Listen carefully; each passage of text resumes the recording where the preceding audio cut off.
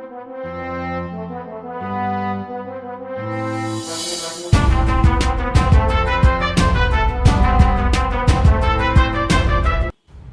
Episode की शुरुआत में हमें चन्नंशु को दिखा जाता है और यहाँ पे हम ये देखते हैं कि चन्नंशु एंजल गॉड के नवे टेस्ट को पूरा कर रही है। और उसी टेस्ट को पूरा करने के दौरान चन्नंशु को ये बात पता चल जाती है कि उसके पापा को तांग हाओ ने नहीं बल्कि बीबी दोंग ने ही मारा था। और ये बात जानने के बाद चन्नंशु रोते हुए बीबी दोंग से कहती है कि बीबी दोंग, तुम ऐसा कैसे कर सकती हो, आखिर वो मेरे पिता और तुम्हारे पति थे।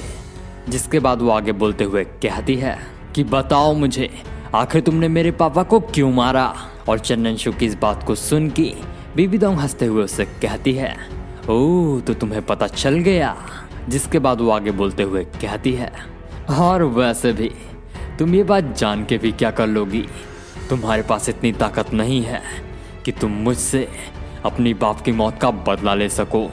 और अगर तुमने ऐसा करने का सोचा भी तो मैं तुम्हें मच्छर की तरह मसल दूंगी। और बीबी दोंग की इस बात को सुन के चन्नंशु उससे आगे कहती है, ताकत नहीं है वैसे तुम्हारे पास तो ताकत है ना, तो फिर मुझे ये बताओ, ताकत होते हुए भी जब तुम्हारे हाथों में से जालिंग पास को तुमसे छीन लिया गया तब फिर तुम्हें कैसा लगा। और चन्नंशु की इस बात को सुन के बीबी दोंग को गुस्सा आने लगता है और गुस्सा आने के साथ साथ वो काफ़ी सोच में पड़ जाती है।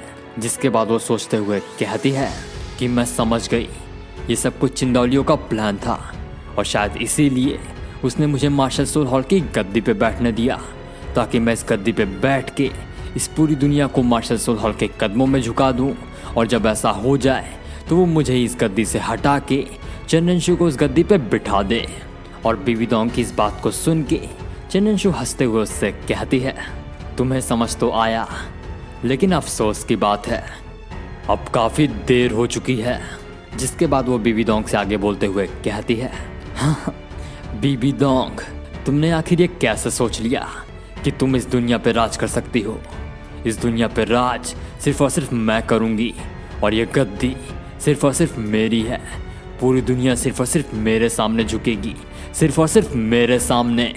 और चन्नंशु की इस बात को सुन के बीबी दोंग हंसते हुए उससे कहती है, अगर ऐसी ही बात है तो मेरे एक सवाल का जवाब दो। अगर इस जालिंग पास की लड़ाई में हाउतियन सेक्ट वाले भी शामिल होते तो क्या तुम हाउतियन सेक्ट वालों के खिलाफ मार्शल सोल हॉल की इतनी बड़ी सेना को संभाल पाती।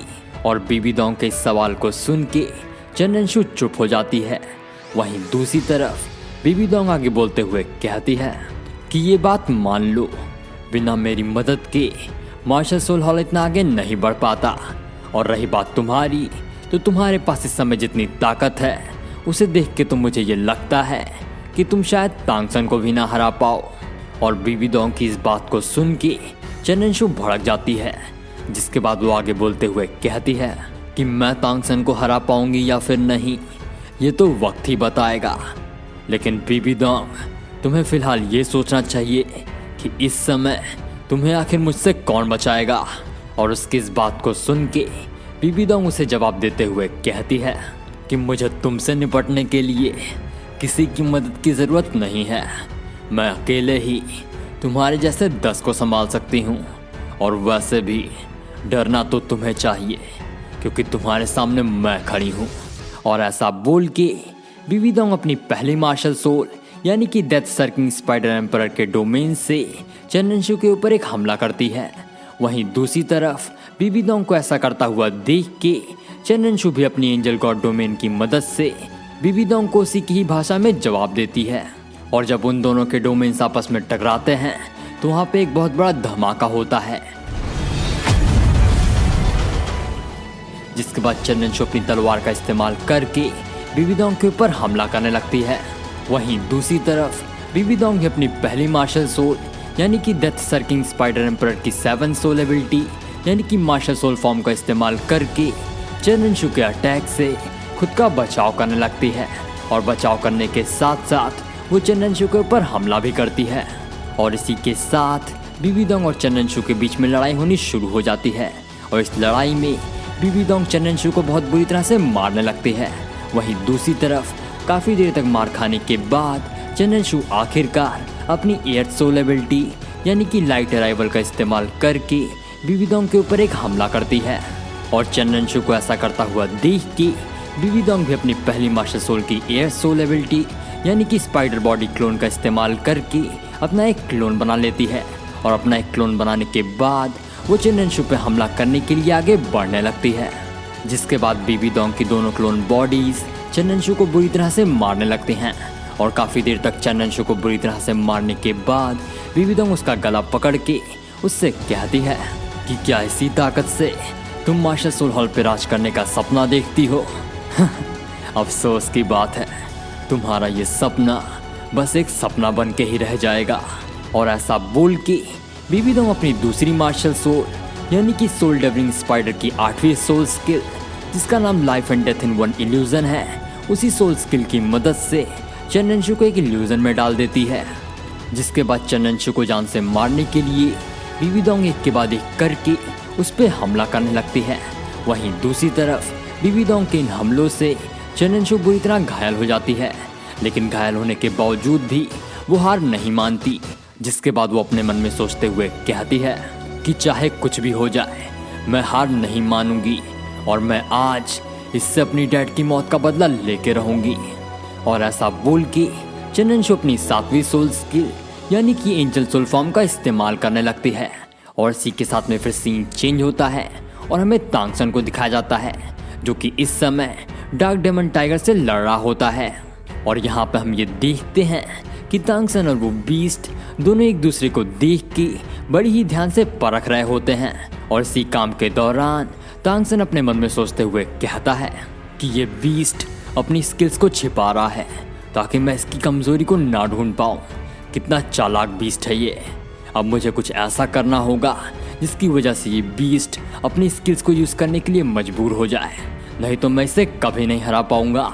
और ऐसा बोल के तांगसन अपने ब्लू सिल्वर एम्परर की 3rd सोल एबिलिटी यानी कि कॉबवेब बॉन्डेज का यूज़ करके उस बीस्ट के चारों तरफ एक जाल बना देता है। लेकिन उसकी इस चाल से उस बीस्ट को कुछ खास फर्क नहीं पड़ता और वो बीस्ट बड़ी ही आसानी से उस जाल को तोड़ के बाहर निकल जाता है।